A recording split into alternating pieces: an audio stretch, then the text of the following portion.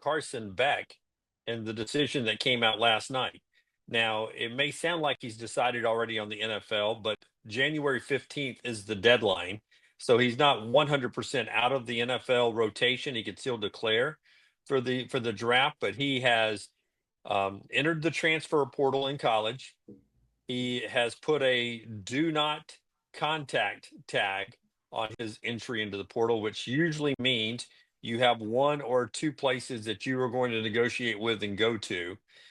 First off, I want to talk about the bad breakup with Georgia, because according to the reports, Carson Beck and his camp let Kirby Smart know minutes before it broke on social media that Carson Beck was going to enter the portal and search out a new deal in the NIL world.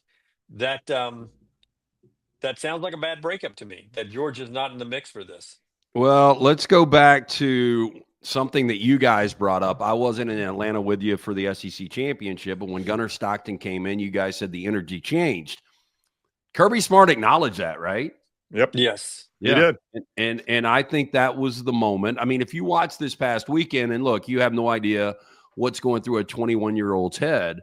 But, after Gunnar Stockton threw his first touchdown career pass, I think was it Cash Jones? Anyway, right. Yeah. They flashed immediately to Beck, and there was no emotion. He seemed kind of out of it on the sideline. Again, you never know what's going on, so you hate to speculate that. But, for Kirby and Georgia just to find out minutes before, this seems like it was a done deal behind the scenes. I'm going to be very surprised if the landing destination is not Miami and Mario Cristobal. Do you think some of that's because he's dating one of the Cavender twins and that's where they are? I mean, is that why everybody is saying Miami, you think? I never even thought about it till you just said it, Brown. But okay, yeah. well, I have it written down here, Brown, but I was thinking to myself, those girls, they started off at Stanford. I mean, how much eligibility do they have left? It's not eligibility, but the Cavender twins, I mean, Miami's probably a pretty good spot to live for them, doing what they do for a living, right? Wearing thongs? Well, I'm just saying, it's good weather for thongs. So it's good thong weather. It's good thong weather. So why not stay there? And Lance, I'm not saying that was the case. I'm just saying, when it happened immediately, I saw a lot of people saying Miami, Miami, Miami. And then a lot of people like, well, of course, that's where his girlfriend is in Miami. Yeah, look, I mean, that makes a lot of sense. And obviously, Miami's got a pretty good collective. I mean, it's no telling what they paid Cam Ward this past year. I don't think you're going to get the production you got with Cam Ward. I think Carson Beck is a really good quarterback. He probably, if I'm guessing, had maybe the most drops in all of college football this year. He didn't have a ton of skill around him. So I know people are going to be like, this guy's overrated or whatever. I just wonder long-term, because I think we all agreed that Georgia kind of, I know they finished the year ranked number 2 and they won another SEC championship, but Georgia just looked kind of a shell of themselves recently. And now you wonder what they're going to do at quarterback. I mean, is Gunnar Stockton the answer? I mean, I think he can be good, but he's one of those guys that's going to need skill around him like Stetson Bennett had. I believe Georgia is going with Gunnar Stockton right now. I believe Ohio State's going to go with Julian Sayin. I don't think Ohio State's in the portal market. I think they're going to ride with the one-time Alabama signee, and the guy quickly went after the Saban retirement to Ohio State. So I'm with you, LT. I think Miami's the destination. One NFL scout who covers the SEC said it's the smart thing to do for Beck to come back. We have him as a day 3 guy in the draft. Yeah. Day 3 is 4th through 7th round, correct? But it is. And one other point on that. Now, he didn't have this piece of information. Well, he could have. He just had not seen it play out the way it did last night. We brought this up earlier in the show when we were talking about Jalen Milroe's prospects in the NFL. We mentioned that teams might be more desperate to take quarterback this year because next year's crop does not look great. And I know watching this game last night, you're not going to believe what we've been saying. Drew Aller's going to be one of the hot prospects of the NFL. Man, if you get bored today on your snow day, look at some mock drafts. People still have Aller. Some people have him the 4th quarterback going in the 1st round. So, I wouldn't be completely blown away. I think Aller will come back, and I think, if he cleans some things up, he'll be a 1st-round guy. But I wouldn't be shocked if he comes out. Yeah.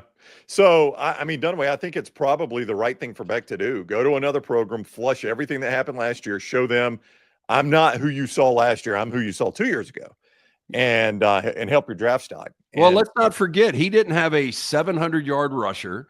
He Yep. didn't have an 800-yard receiver, or had one 800-yard receiver, didn't have a 900-yard receiver. It's not like he had a ton of skill around well, him. but And again, a lot Dunaway, of drops. I mean, Dunaway, do you if you're an NFL scout or an NFL GM or head coach, do you look at him and say, how much of that first year success was Brock Bowers? I mean, Yeah.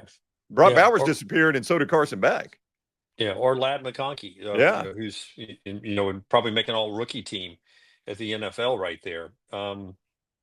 Absolutely, he's a guy that is an enigma, and you factor in that he had a pretty serious UCL surgery, and Kirby's been honest about how serious that is.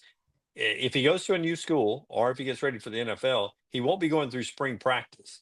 Mm-mm. So I don't know how you are about, if you go to Miami, your first time on the field with people is going to be right up near game time in Or August. yeah, or if you're going to the NFL, you can't do the combine. And Yeah, I think more, again, I think 90% he's going to end up in Miami. He will get to learn the offense, standing around in spring. Probably won't start throwing until summer. And, I don't know. I mean, is he going to be ready for September or not? I do know Carson Beck has got a live arm. He can make all the throws. He's got a lot of confidence. It was a disappointing year, though. It was a disappointing year for Georgia, and Georgia won a playoff game. Highest paid, Or though they didn't win a playoff game. Excuse me. no, they lost one. Yeah. highest paid player in portal history is what they're expecting him to be. What do you think that'll end up being cash value? $5 million. Well, I mean, what did Mensa get at Duke? The report was. Well, it was $4 million.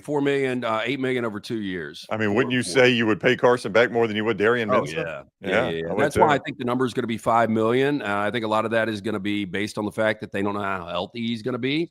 That's a big number, though. And if you're Carson Beck, why would you not take that? Yeah, I'm with you. That's But our let me ask you spotlight. guys this. If Ewers, and you heard Chip, and I tend to believe what Chip says when it comes to Texas football, if Ewers really wants a legacy when it comes to Texas, but if Ewers was to come out in the portal, would you rather have Ewers or Beck? Yours. Oh, Beck looked better last year. I know, but again, I'm worried that was Brock Bowers and Lad McConkey. Yeah, I think Beck has like more natural skill, but Ewers is such a likable guy. I watched.